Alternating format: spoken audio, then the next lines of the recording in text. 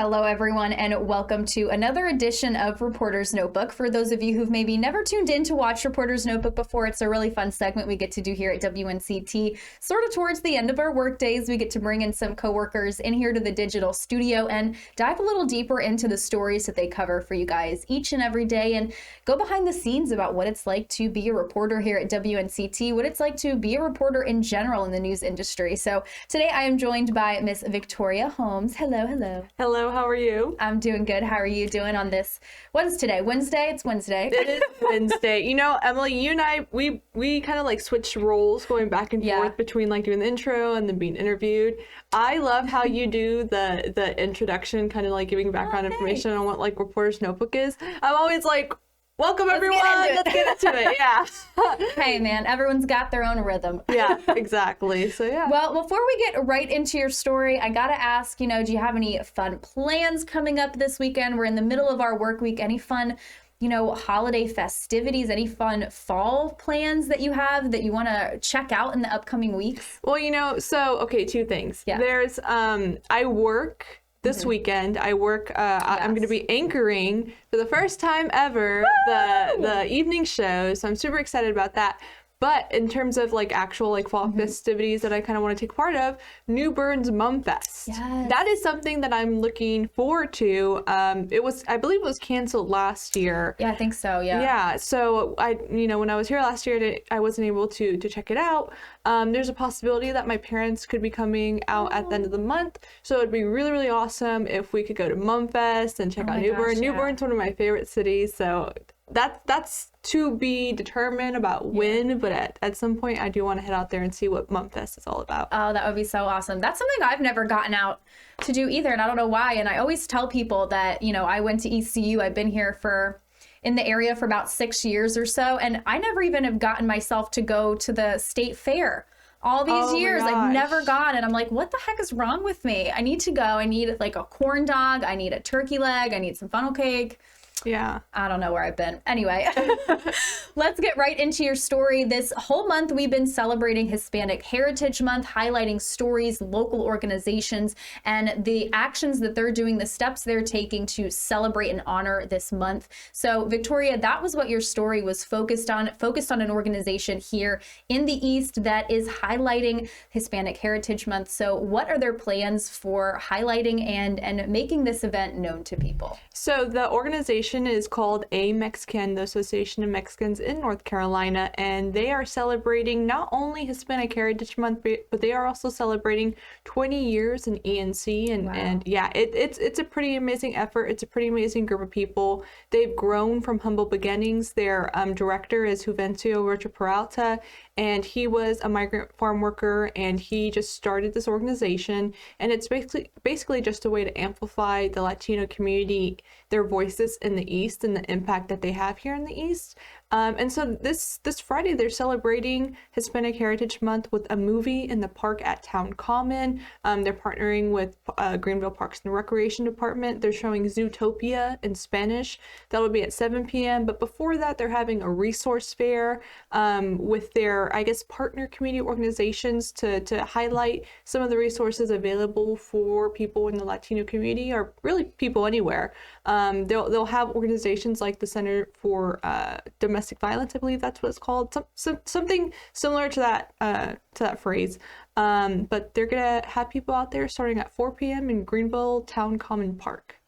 Very awesome. And what a great way, again, to celebrate Hispanic Heritage Month and get out, hear, the sights and the sounds and enjoy just the festivities of being surrounded by people and enjoying their culture and experiencing it with them. And, why is it so important that, we celebrate Hispanic Heritage Month and pay tribute and honor, the food and the music and the education and the business and all of that? Why is that so important?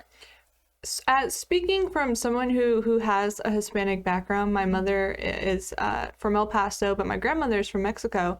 I think it kind of highlights the fact that the United States is more of a melting pot and has the importance of having so many different viewpoints, cultures, perspectives, having that diversity, especially recognized right now during a time where we're all overwhelmed with COVID, you know, kind of like all this negative stuff.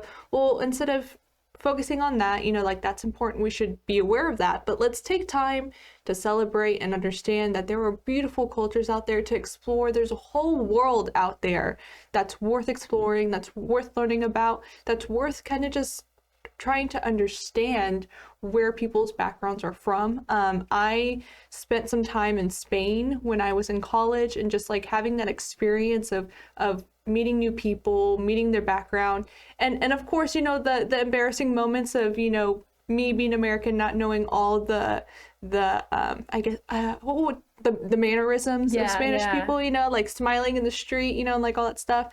Just those experiences kind of just make you realize like how precious life is and how wonderful life is, and how it's just so beautiful. Like there's just different ways once you explore, you know, different mindsets in different ways, and become aware that there's just so many unique perspectives out there, it just makes life a little bit more interesting and a little bit more fun. So I think Hispanic Heritage Month is a great way to show the diversity of different Latin American cultures, because Mexican culture is different than Cuban culture. Cuban culture is different than Venezuelan culture. You know, just like it's just so different. And then understanding those backgrounds, I think it can give us at least a respite from all the negative news going on right now. And I think it's wonderful to celebrate it, you know, from September 15th to October 15th. I love that. That was so well said. Thank you so much, Victoria. And like you said, it's like there's so many different Hispanic cultures immersed into one. There's so many different things to learn and see and taste and smell and all sorts of different things. And it's so important, like you said, that we're part of the United States. This is the biggest melting pot, biggest mixing pot in the world, and we should celebrate that and honor that. And thank you so much for covering this story and highlighting some of the events that are going on here in the East to celebrate and honor Hispanic Heritage Month. And like we've been saying, guys, we are doing this at the station all month. We're celebrating, we're honoring, we're featuring local stories, national stories from all over the country about Hispanic Heritage Month. So please feel free to check those out on our website. There is a tab for it on our website, Hispanic Heritage Month. And Victoria, where can people go to see your story? So you can go to WNCT.com and then click the online originals tab, and then you'll see that story, and then you'll also see more details about the event, and also a little bit more details about the organization itself. Awesome. Well, thank you so much, Victoria. And before we head out, I'm going to bring back some of my fun, quick questions that I used to do here on Reporter's Notebook now that we're getting a little more into the holiday season. So my question for you is, do you have a go-to holiday movie? I don't care if it's Halloween. I don't care if it's Christmas. Do you have like a go-to favorite, maybe childhood, you know, holiday movie? Okay, if we're talking about holidays, I automatically think about Christmas. I don't really think about, you know, Halloween. Yeah. Elf with Will Ferrell. Oh, yes. I love that movie. I have to see it every single year. I just love funny movies. Yeah. I don't care too much about the feel-good movies because I'm just like, I don't know. I'm just not You wanna have a entertained good by time, them. yeah.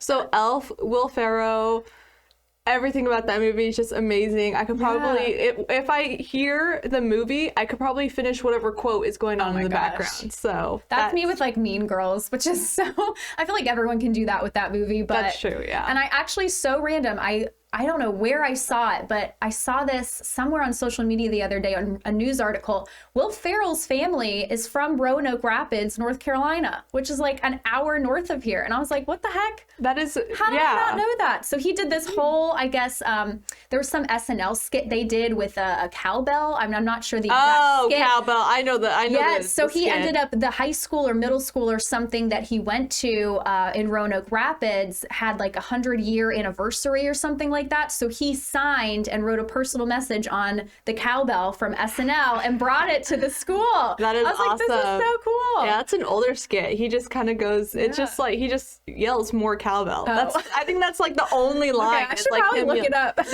is such a classic SNL skit, yes. Oh my gosh, that's so funny. Well, I gotta say, okay, my movie, It's so bad. I have to say, like, all the really cheesy Hallmark ones. You see, I can't do that. Oh, I know. It's so bad. But you could just sit on the couch for hours and mindlessly watch them. And sometimes that's what I need, just a mindless movie day. So Totally those are my understandable. go-tos. Yeah. Awesome. Well, thank you so much, Victoria, again, for taking the time out of your day to talk with us here on Reporter's Notebook. You guys can find her story on the Online Originals tab on WNCT.com with all that information listed below for the events going on here in the East for Hispanic Heritage Month, along with all of the other stories we are featuring for this month. So thanks so much for watching, and we'll see you guys next time.